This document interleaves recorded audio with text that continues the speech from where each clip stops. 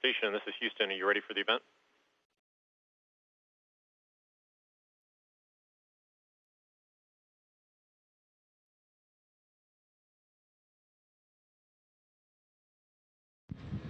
We are ready for the event.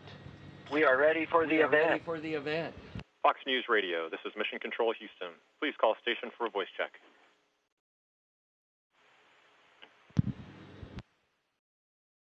Station, this is Fox News Radio and Eben Brown. How do you hear me? Fox News Radio, Evan, we hear you loud and clear. Welcome on board station. Thank you so much. It is great to be back and speaking with you, and it's been a while, but we're so glad to see your faces again. The first question I have for you is probably the big news, and although we've encountered another delay here, we're getting very close to seeing this test launch of the SpaceX Dragon. This has to be something very exciting for the both of you up there, and as well as your crewmates. What do you think a successful test flight means to you and your crewmates?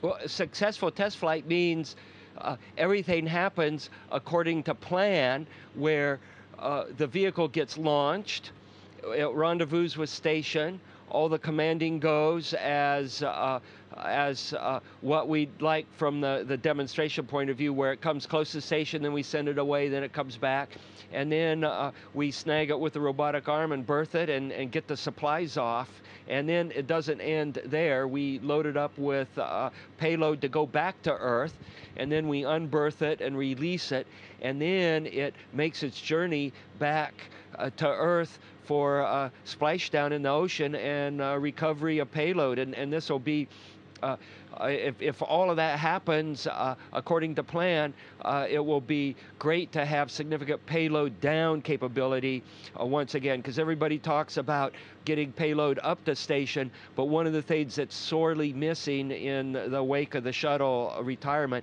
is getting payload back down. And we have all kinds of useful things that we want to get back down to Earth, but currently don't really have a way to get them down. And Dr. Pettit and also Dr. Kuipers, you can answer this as well. A good number of the programs aboard the space station relied so much on shuttle. Would this would a good successful test flight and eventual regular use of the SpaceX craft as well as some of the other COTS crafts, would this restore some independence to NASA in terms of its ability to get not just people, but as you said, the payloads, the things up and down? Certainly it will restore some measure of independence, but let me explain something that's really going to be important in terms of the down mass.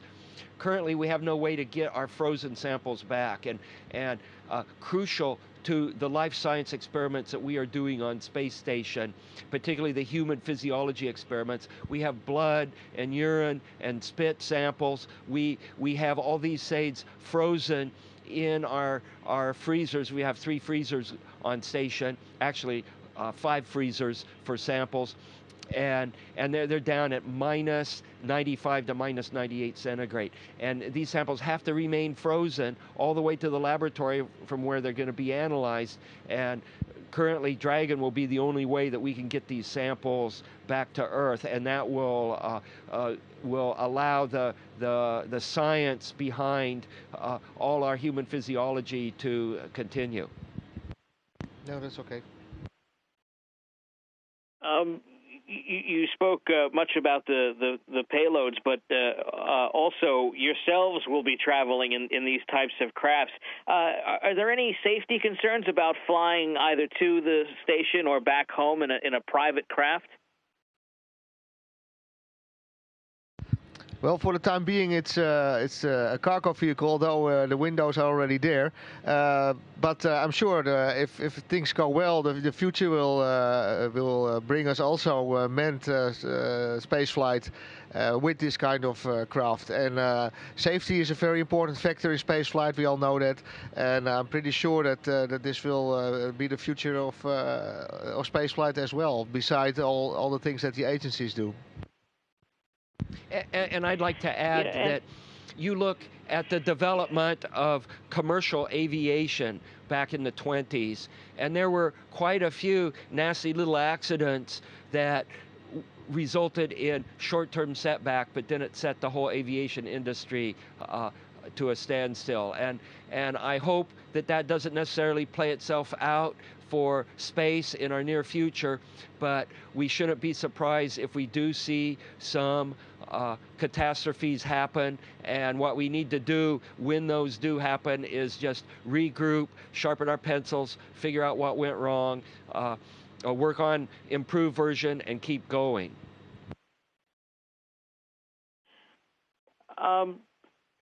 I'd like to ask you both about the historical sense of private space transit. You know, if you think back to the explorers like Christopher Columbus, who sailed taxpayer-funded vehicles across the Atlantic.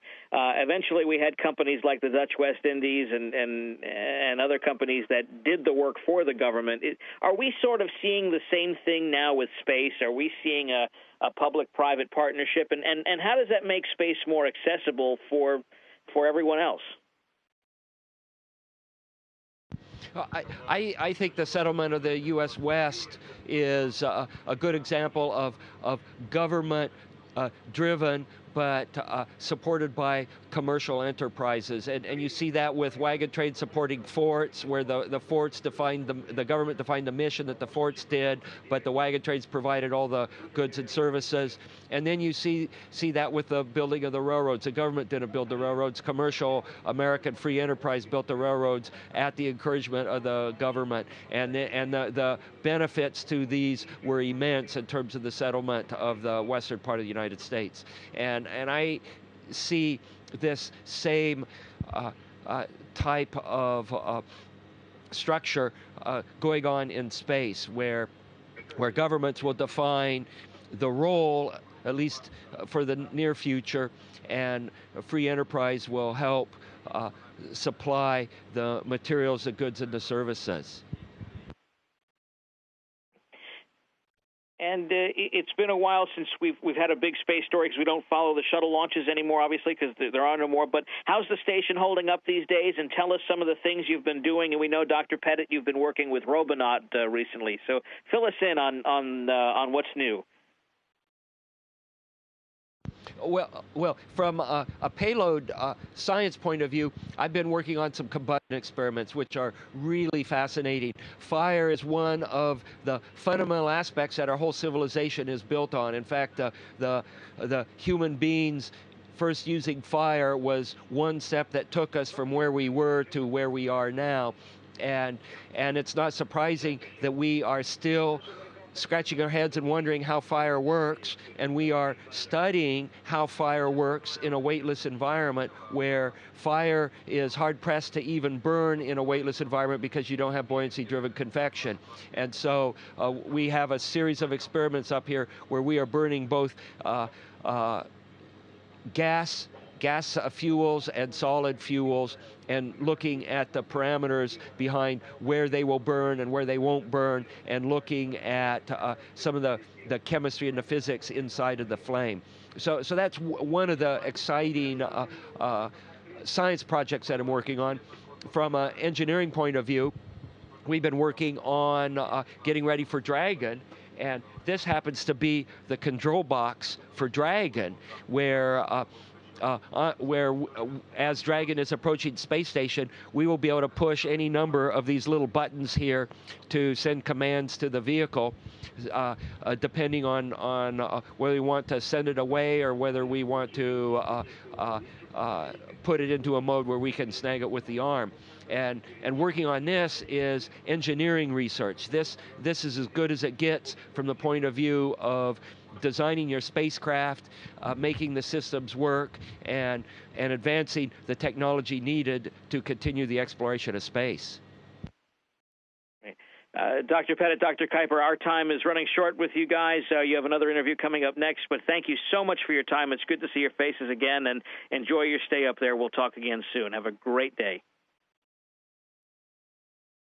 It's always good to talk with you, Evan. You guys take care, and thanks for coming on board station.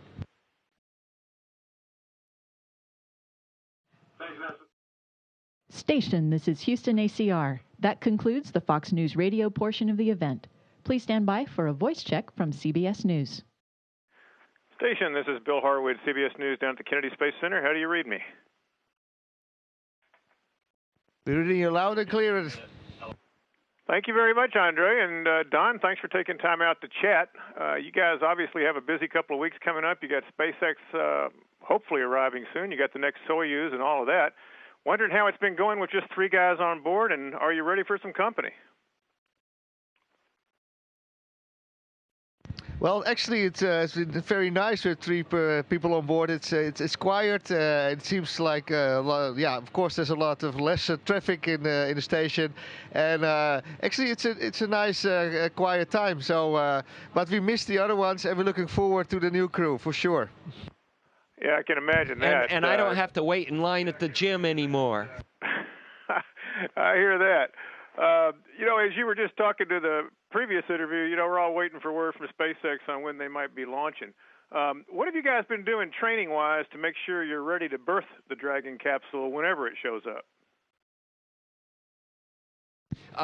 We've been doing quite a bit of training, particularly oriented towards the crew role, which is flying the robotic arm and capturing the SpaceX vehicle when it gets in a holding pattern near space station, and then the arm will maneuver the Dragon vehicle to one of our docking ports, and then we'll fasten it to station, and then we can go about outfitting the vestibule and opening the hatch. And that whole process is going to be a long day for us. It's going to be 10 hours plus to get all of that done. And it may be, and if we have a few hitches in the way, we may have to put things on hold and pick it up the next day.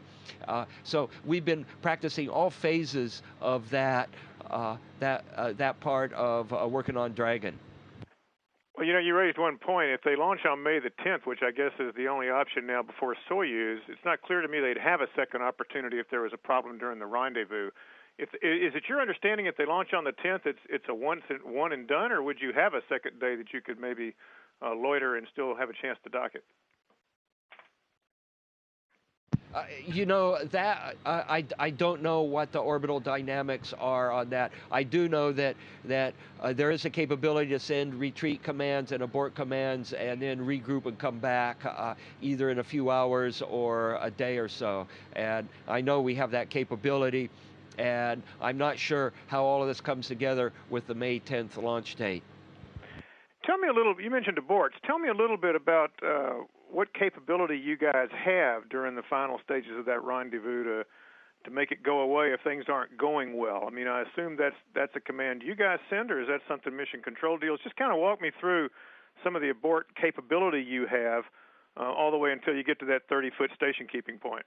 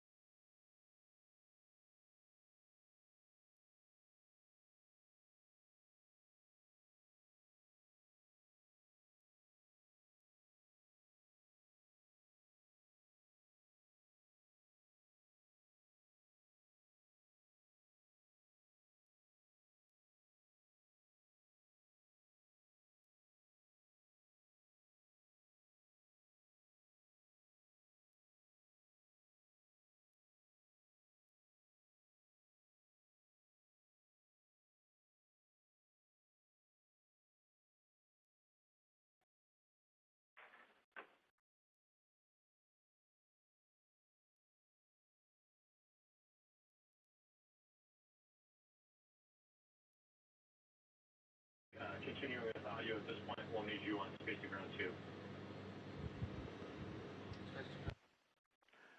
Hey guys, I'm sorry. I think we had to you drop out. Let me. And so we can push the continuing on with what I was saying. We can push the free drift command when we don't want any thrusters firing on the vehicle, and we do that right before we grab it with the arm. And then we have a depart command, and this is for a planned departure that we send the vehicle away when it's ready to re-enter with a payload and splash down. And then we got a couple more buttons. We got buttons with the red chevrons. We hope we don't have to push any of these.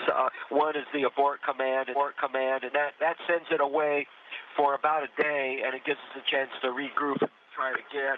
And then the command that we really don't want to send, and that's the FRGF set command. This basically separates the grapple pin from the vehicle if it's stuck on the end of the arm. And depending on what phase we happen to be, we might lose the contents of the vehicle if that were to happen. But at least it would save station from having Dragon permanently attached to it. So these are the commands that we have available as crew. And Don, I apologize. That KU flip, I lost the top of that answer. I'm assuming from what you're saying is that all the way in, you guys have the ability to slow the thing down, stop the thing, send it away, whatever is required, depending on what the capsule is actually doing. That's a good synopsis of what I just spent 5 minutes explaining.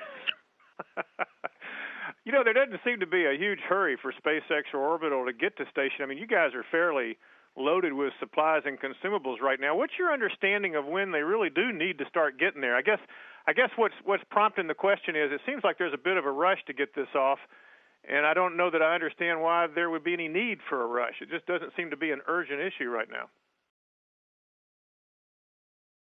The most important thing about this first attempt is to make sure you get your hardware, your software, and your operations down correctly. And they could send an empty vehicle up here from a supply point of view, and the important aspect is to show that we can actually do this. And the supplies are just processing on the Cape. However, we are on a frontier up here, and we're always on the verge of supply limited, and you can't just run down to the local grocery store. And just as an example, we're almost out of disinfectant wipes, and without that, we can't clean our hands after we go to the bathroom. And so we're always running low on things like that. We're getting low on garbage bag liners, and so we're looking at other things we can use to put our garbage in until we get more garbage bag liners. So there's always something that we're short on up here, and the more wagons bringing supplies to station, the better the supplies are here, and the better we can continue our work and get the business done of working and living in space and doing the research, the scientific and the engineering research. Let me ask you, Andre, a question. Well, I may have this backwards. My understanding is, Don, you operate the arm for the initial capture, and Andre's on the CBM, I guess, and then it's backwards for deploy. Is that correct? And if it is, maybe Andre could tell us a little bit about releasing Dragon when its mission is over.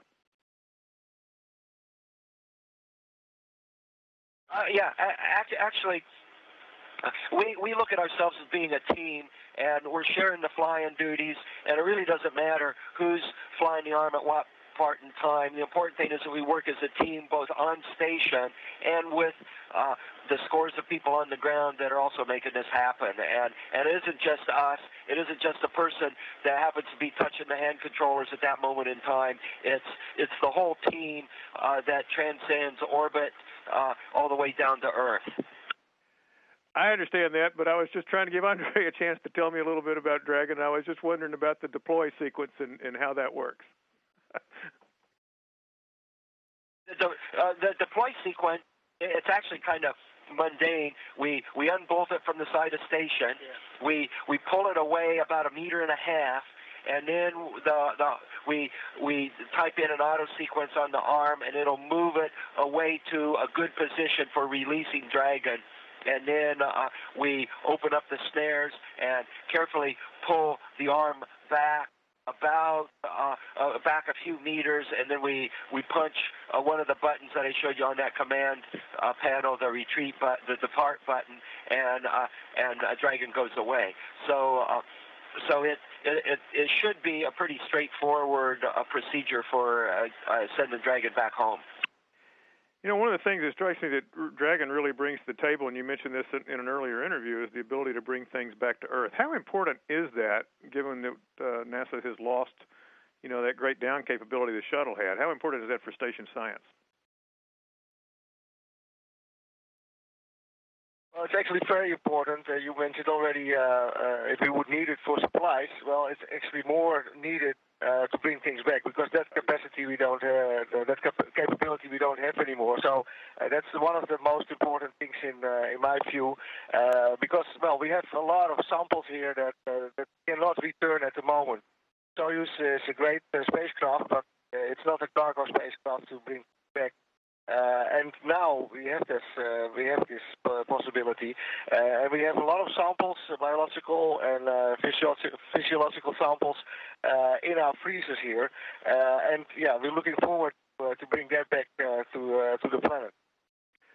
Guys, thanks very much. I'm told we're about to lose the fruits of most of our scientific labor are actual physical samples that need to be returned to Earth. And some of the science experiments just generate data in the form that can be sent back to Earth as radio waves. But most of this stuff that we do ends up with a tangible sample, and we need to get these samples back to Earth, and it's like the farmer bringing your crop to market. You can look at a picture of the crop, but you really don't get satisfied till you see the vegetable wagon pulling into the market. Guys, thanks a lot. They tell me we're out of time. I appreciate it. Good luck with everything that's coming up, and hope to see you on the ground soon. It's been good talking with you, and you all take care. Station, this is Houston ACR. Thank you. That concludes the event. Thank you, Fox News Radio and CBS News Station. We are now resuming operational audio communications.